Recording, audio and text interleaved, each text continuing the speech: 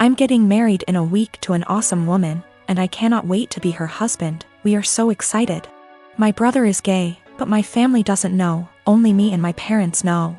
I come from a very old school traditional family, so the old part of the family, grandparents and some aunts / uncles still have last century's mind, and the younger portion, cousins / siblings are open-minded and are living in the present. So my brother has been dating his BF for 6 months now. The dude is great. I'm so happy my brother found a great guy. But it's kind of a secret, as he hasn't told my family he is gay. I've been telling him for years that he should come out, cause I know it stresses him a lot. And I think it will make him feel better not to hide anymore, plus I bet a few family members already know anyway. But he disagrees cause he knows a part of the family won't accept it and it will be a lot of drama. I see the opposite. I see it as the sooner you know who the idiots are, the sooner we can cut them from our lives. I have no interest in having someone in my life that doesn't accept my brother being gay. Anyway, that's his decision, not mine, so for now he won't say anything.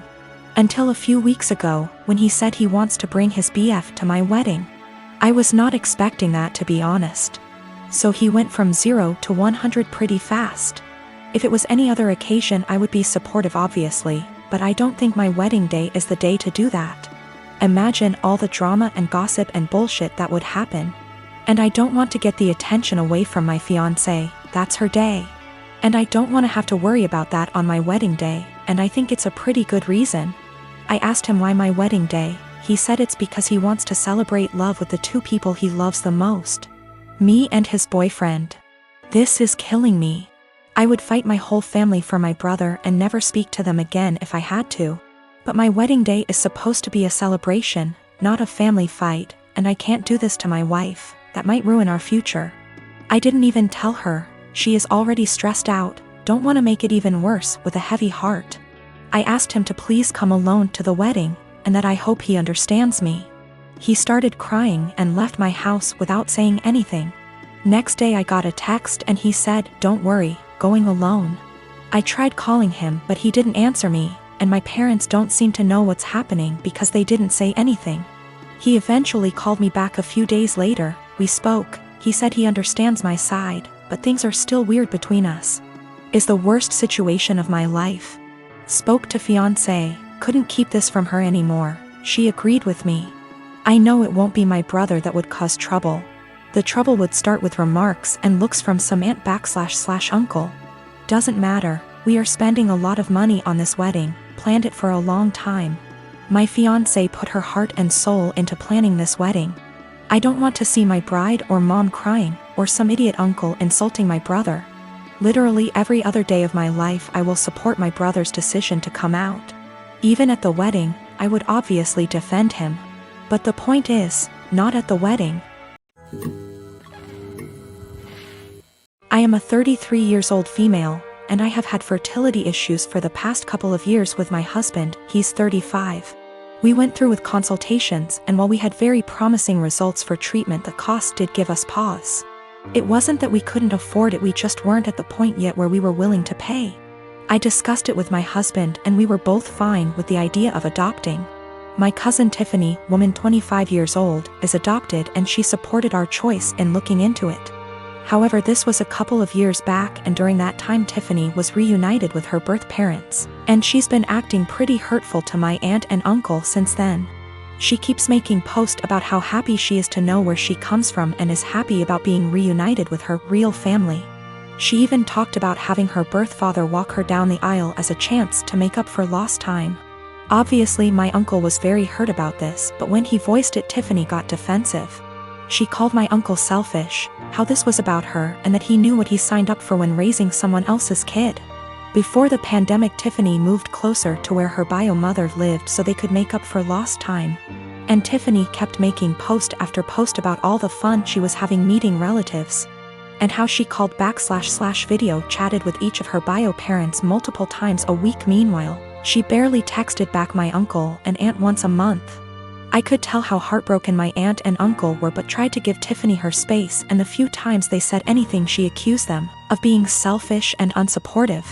I think the biggest thing that broke them was when Tiffany promised to come by for my aunt's birthday and was even given the money to travel to them, but then never showed up. She called literally the day before to say that her bio mom had an emergency, so she wasn't going to make it, but didn't give back the money. I am completely disgusted by Tiffany's behavior, and while I haven't completely ruled out adoption entirely, I did want to give medical-assisted conception a try. My husband supported this, and we are now currently expecting. After we made our announcement, Tiffany messaged me asking why I would spend thousands on creating a child when I could help one who already existed. I tried to play it off, but Tiffany kept pressing and calling me a bad person when there are so many children who desperately need a home, and overpopulation. It got to the point where she was pissing me off, and I just came clean and said that her behavior towards the people who loved and raised her was the reason. Tiffany got really upset, but I didn't care. However, her parents are now starting to say that I was wrong. My newborn's pediatrician is always so crowded in terms of size of waiting room versus number of people waiting.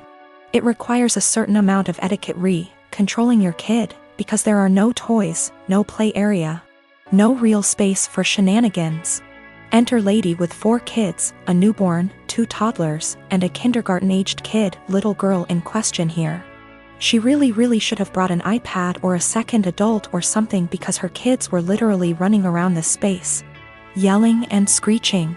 The mom was oblivious to all of her kids except the newborn, who was quietly breastfeeding while mom was glued to her phone screen. Accordingly, other people were put in the awkward position of having to discipline her kids. Several people had previously tried to put her kids back in line for whatever issue, harassing their kids, being loud, whatever. Her kindergarten-aged daughter, who clearly had some kind of special needs, was absolutely enamored with my newborn and his stroller. She was asking me if she could push it around. No, she was getting super close to my newborn, stop, and was generally just being annoying. FFS at one point when I wasn't looking and was preoccupied with my own kid. She went digging in my diaper bag and throwing my stuff onto the chair and the floor. My newborn was really fussy because we were there for a sick visit and he wasn't feeling well. And I did not feel like entertaining some strange kid.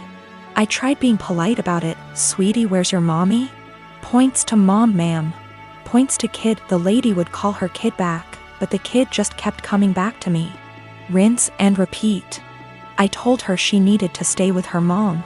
Little punk says I don't wanna and keeps trying to touch my son, my stroller, our stuff. Finally, I'm trying to fix a bottle of formula while holding a screaming baby and listening to this little girl like a broken record. Why is your baby crying? Why is your baby crying?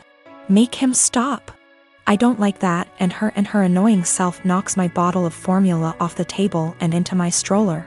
So now I'm out formula, kid still screaming, and I have a huge mess that I don't have a great way to clean up. I'm at my wit's end. I raise my voice at this kid. Look what you did. I am not your babysitter. You are bothering me. Get out of my face. People looked at me like I was the biggest on earth. A lady speaking Spanish actually did call me a. The little girl starts crying.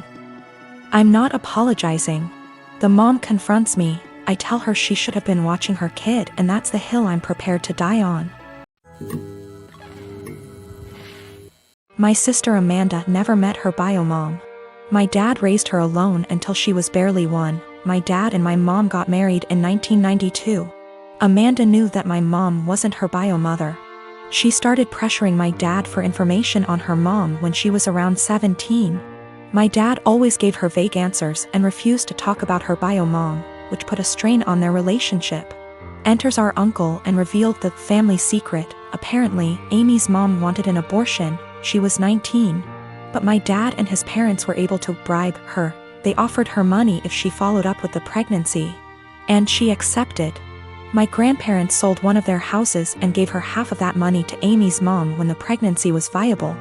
And the other half she received when she waived her parental rights over Amy to let my mom adopt her when she was 4.